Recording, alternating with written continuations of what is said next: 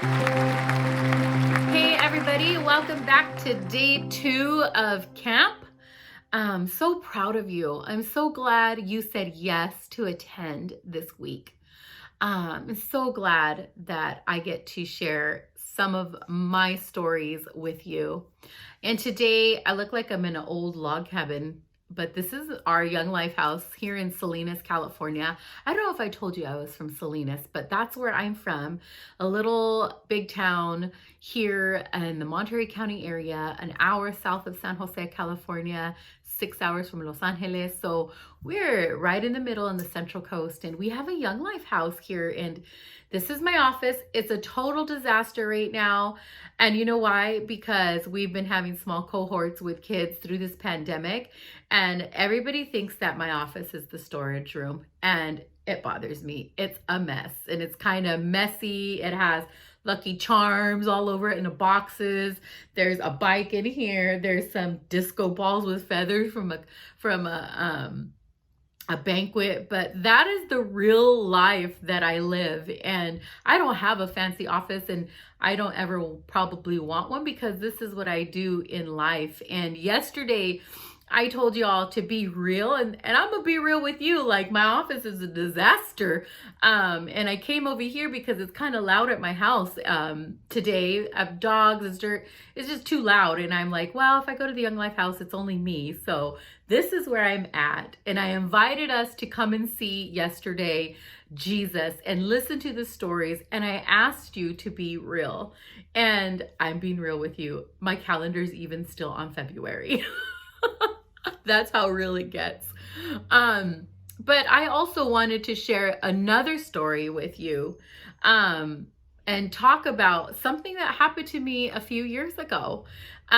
Being afraid is something that I really don't like. I don't like scary movies because I don't like the way I feel when you have to jump at something.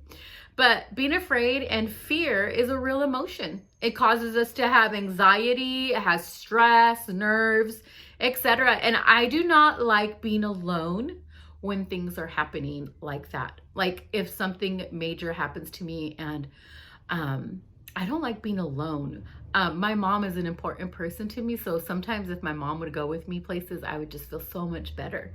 But when I was pregnant 18 years ago with my daughter, I remember this clearly. It was in October, and I went to the doctor for my monthly checkup, check how the baby is doing. I'm pretty sure it was a girl. We really didn't know, but I just kind of knew maybe that she was going to be a girl. I mean, as moms, you kind of know that. You kind of have that feeling, right? And you're like, I know it's a girl. And then it comes out and he's a boy. But at this time, they did an ultrasound.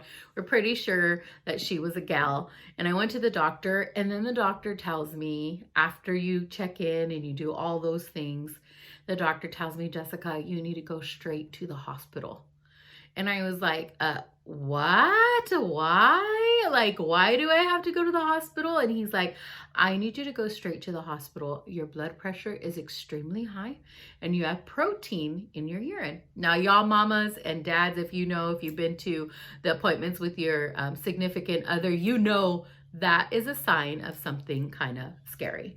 And I was super scared, but I trusted my doctor. He knew what was best for me and for my daughter.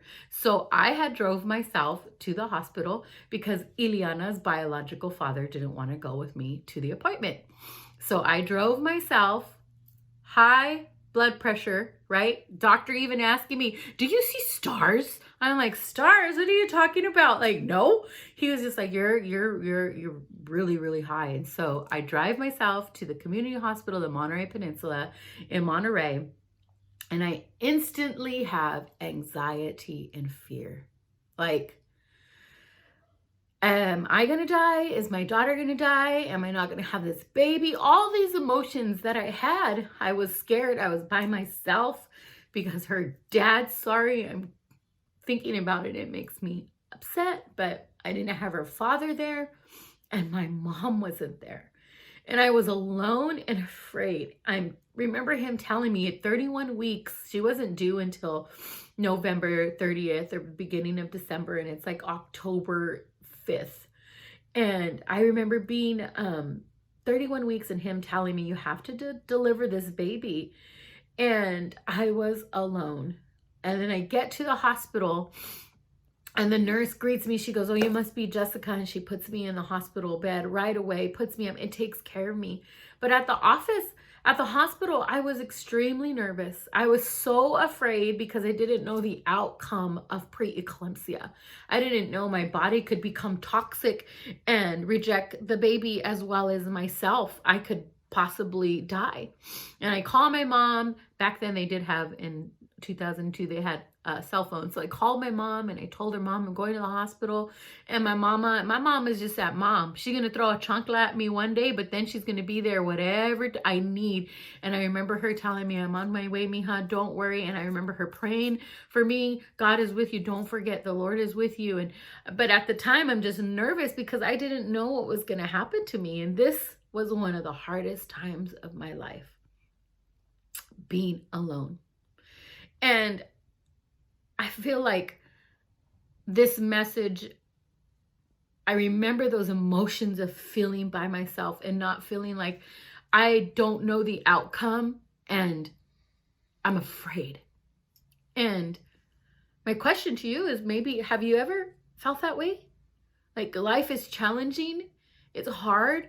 Have you felt alone? Have you felt anxiety about your future, about your baby's future, about stability, about all the things that are going around in the world this past year? Have you felt fear? Maybe something you've experienced has hurt you and you try to fix things, right? I couldn't fix this at all. Like I couldn't be like, okay, little Ileana, let's get better. Like my body was already sick and it was hurting. And we've experienced all these kind of things in life. Maybe you've experienced something like this. I consider it like this, a storm of my life. Like I'm a big old baby when it comes to storms. Like when the wind comes and it starts blowing super, super loud, I get afraid. I'm afraid. I just afraid of cat maybe, but I'm afraid because it's the unknown. I don't know what's going to happen. We've all experienced things like this in our life, that storms. Maybe you feel like, okay, Jesus, you told me yesterday, Jessica, to come and see. But as I start to think about the storms in my life, I'm like, where are you, Jesus? You told me I would be okay. You told me you would be here. And now I'm afraid and now I'm scared. And in that time of my life, I said, Jesus, I need you. My mind is racing. It doesn't stop. At this time when I'm at the hospital and the doctors come in, they tell you all these things, right? And I remember being at the hospital waiting. I wasn't even waiting for Ileana's dad. I was waiting for my mom. Once my mom got there, I knew I would feel better when she showed up because it was just a sense of peace in my life. That's how close I am to my mom. And that's how me and Ileana are. My daughter, we're very close. And there's a peace about it when my mom's even around now. Like during this pandemic, whenever I got to see my mom and my dad, I felt like it's going to be okay. This is kind of an experience Jesus's homies, as they call him, his squad, his people experienced one day when they were out on the ocean. And his disciples, I want to share with you who his disciples were. His disciples were his friends, the people that he rolled with, right? There were 12 of them. They were everywhere. They knew him. They knew the things that he was doing. Remember, he called Philip and Nathaniel were like, yes, you're the one. They trusted him. They would go with him wherever he told them to go. And this one time they get on a boat. And Jesus is on the boat with them. And they're like, okay, we're going to go. And this is what the Bible says in Luke. Thank you for letting me be emotional as you watch this. It's really hard sometimes, and I'm a crier. I cry at everything. One day, Jesus said to his disciples, let's cross to the other side of the lake. So they got in the boat and started out. Okay?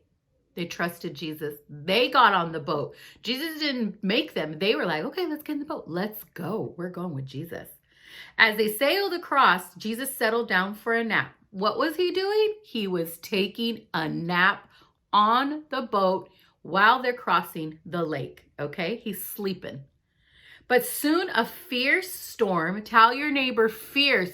That means like horrible, bad, ugly storm came down on the lake. Oh my gosh, y'all, I would have already been panicked. I would have probably been like, I'm gonna die. Just let me die. I'm so scared, right? That's how I would be. The boat was filling with water and they were in real danger. So this means that their boat is filling. I'm not a fisherman, but my husband is. And when he goes out on a boat, it's a pretty big boat. But if there's water coming in and maybe there's a hole on his little boat, I know that thing is going to sink, right? And so this is filling with water, and the disciples went and woke him up shouting, Master, Master, we're going to drown. Jesus was where? Tell your leader, sleeping. He was asleep, right? The storm came, and on the sea, these strong, violent winds would come, and it would be like a tornado was shaking it. Like, it's the worst storm ever. That is not meant for me, right? And the disciples are all afraid. They're like, Jesus is asleep during this storm? Really? Like, you're going to take a nap right now, Jesus? Where are you? What? Hello, Jesus, we're about to die. That's how I felt when I was in the hospital. I trusted Jesus. I had my faith in him. I knew he could help me, but my flesh and blood, my mind, my logical thinking got in the way because fear was there. Anxiety was there. I was afraid. And these guys on the boat, they were seasoned fishermen, so they've experienced things, but they were so afraid. And they're like, Jesus, we about to die. They're afraid for their life. It's kind of like us in the storms of life. We look for something. We look for someone like me, my mama. She gave me peace. Someone to turn to and help. And sometimes it disappoints us, right? The person who disappointed me at that moment with me being sick was my baby's dad. He wasn't present. It disappointed me and it hurt me. But you know what? My mama there brought peace. And then the story, I feel like my mom was kind of like Jesus when he said this on the boat. Jesus woke up.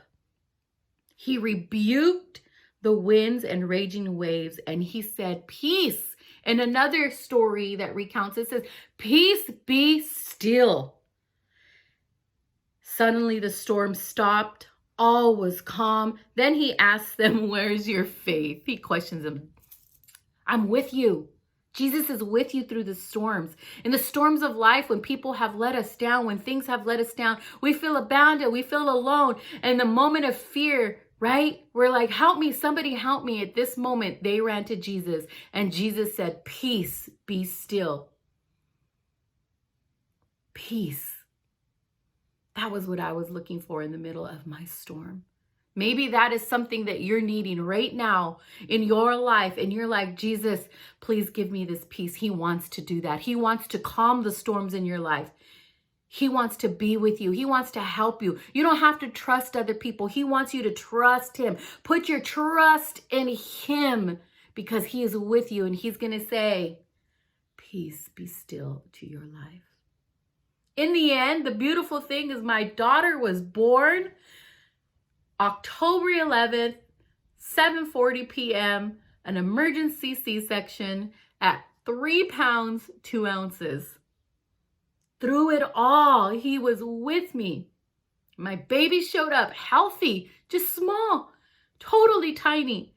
And in the week that led up to me delivering her, I learned what it meant to trust God with the unseen.